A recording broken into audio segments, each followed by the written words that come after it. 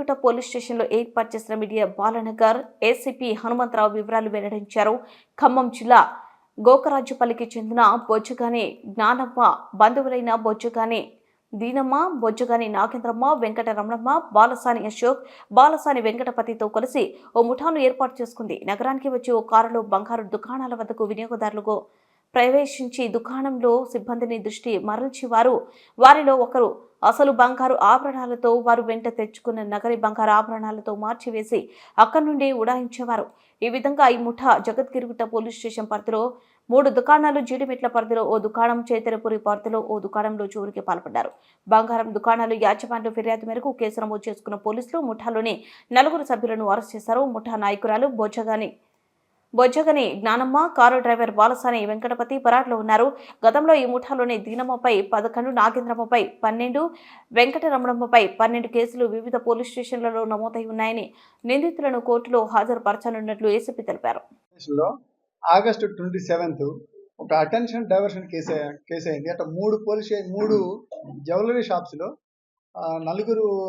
మొత్తం 5 అఫెండర్స్ కలిసి ఈ యొక్క అటెన్షన్ డైవర్షన్ కేసు చేయడం జరిగింది.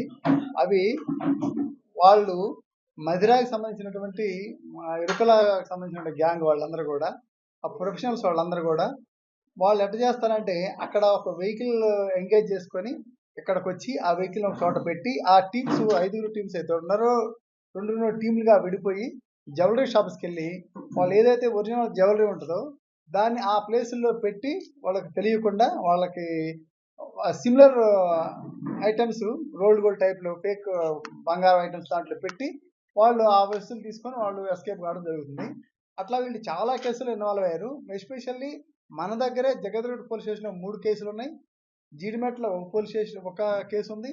అట్లాగే రాచకొండ చైతన్యపురిలో కూడా ఒక మీద కేసు రిజిస్టర్ చేయడం జరిగింది. వాటితో పాటు ఇంకా ఇవి కాకుండా ఒక్కొక్కరి మీద వీళ్ళందరూ అక్యూజులు కూడా ఒక్కొక్కరి మీద 12 కేసులు ఉన్నాయి. పాత కేసులు కూడా ఈ 3 మన దగ్గర 5 కేసులు కాకుండా వీటితో పాటు పాత కేసులు కూడా ఒక 12 కేసులు ఉన్నాయి. సో వీళ్ళందరినీ కూడా సిపి గారు మహేష్ సార్ సూచనల మేరకు డీసీపీ బాలనగర్ సురేష్ కుమార్ సారు, అట్లాగే డీసీపీ క్రైమ్స్ నరసింహ సారు, అట్లాగే ఎస్హెచ్ఓ జగద్గిరిగుట్ట క్రాంతి, డిఐ అంజయ్య, అదేవిధంగా అదర్ ఎస్ఐస్, జగద్గిరిగుట్ట స్టాఫ్ అందరూ కూడా వీళ్ళందరూ సౌజన్యంతో వాళ్ళని సీసీటీవీ ఫుటేజ్ ద్వారా, వాళ్ళ ఫోన్స్ ద్వారా వాళ్ళకున్న వెహికల్ని ట్రేస్ చేసి వాళ్ళని వెళ్ళి ఇలా 4 పట్టుకోవడం జరిగింది. అందులో A1 అప్స్కాండింగ్ ఉన్నారు, జ్ఞానమ్మ అనే ఆమెను కూడా క్యాచ్ చేస్తాం.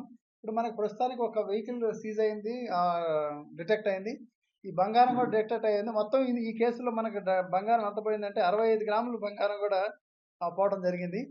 వీళ్ళని మిగతా వాళ్ళని కూడా మనం పట్టుకుంటే మనకి బంగారం కూడా డిటెక్ట్ అయ్యే అవకాశం ఉంది. ఇది డెఫినెట్లీగా దాంట్లో ఆ విధంగా మేము ఇది ఏదైతే ఫర్దర్ ఇన్వెస్టిగేషన్ చేసి ఆ లేడీని కూడా పట్టుకుంటాం, మిగతా బంగారం కూడా డిటెక్ట్ చేస్తాం.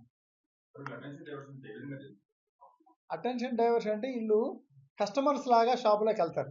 కస్టమర్స్ లాగా షాపులోకి వెళ్ళి వాళ్ళు ఏదైతే ఒరిజినల్ బంగారం ఉందో అది ముందుగానే ఆ షాప్లో ఏమేమి ఒరిజినల్ బంగారం ఉందో చూసుకుంటారు.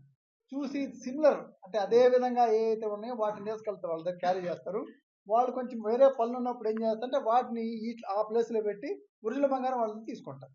అది వాళ్ళ అటెన్షన్ డైవర్షన్ వాళ్ళ పని.